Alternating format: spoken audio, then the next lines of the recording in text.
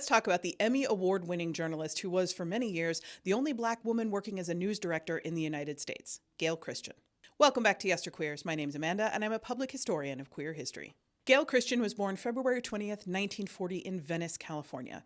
She was one of 4 children. Her father, Edwin, worked on the assembly line at Hughes Aircraft, and her mother, Lucille, owned a beauty college. And that's about all she ever said about her childhood in interviews. She dropped out of college in 1962 and joined the Air Force. After she was discharged from the Air Force, Gail said that she fell in with a bad crowd, and in 1965 she was convicted of armed robbery. The robbery got her less than $100 and a 5-year prison sentence, of which she served 18 months before being granted parole, which meant that she was dropped off in the middle of San Francisco with $65 and the phone number of her parole officer. It was a fellow parolee working as a switchboard operator at the San Francisco Examiner who tipped Gail off that the newspaper was planning to diversify its staff.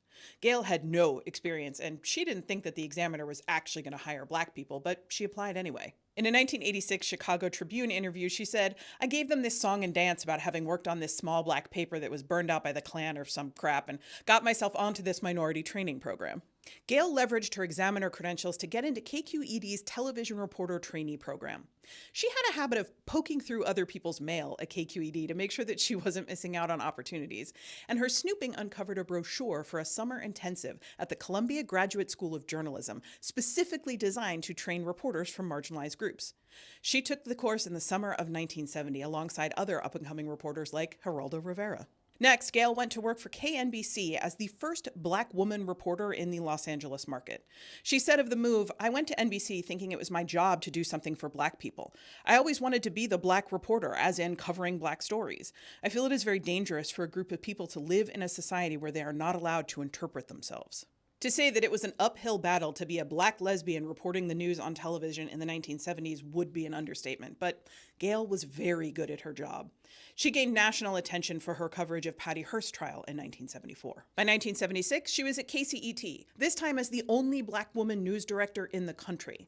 While there, she launched a Monday through Friday news show called 28 Tonight that racked up awards and more viewers than Masterpiece Theater. Eventually, she took her experience with public television to Washington, where as the director of news for PBS, she spent nearly a decade advocating for news to be one of the pillars of their programming around the country. Gail resigned from PBS in 1989 amid a scandal about a pro-Palestinian documentary she acquired for PBS that was accused of taking funding from pro-Arab groups. She resigned, she said, not because of the documentary, but because she was burned out. Gail maintained that Days of Rage was appropriately vetted and that its funding fell in line with PBS standards.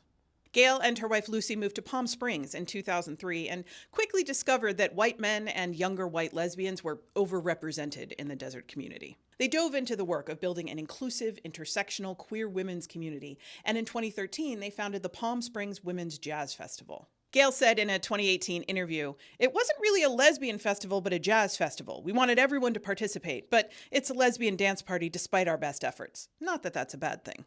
Gail Christian died in 2023 from complications following a surgery. She was 83 years old. That's it for today. As always, more information, including sources and further reading, is available in the usual place.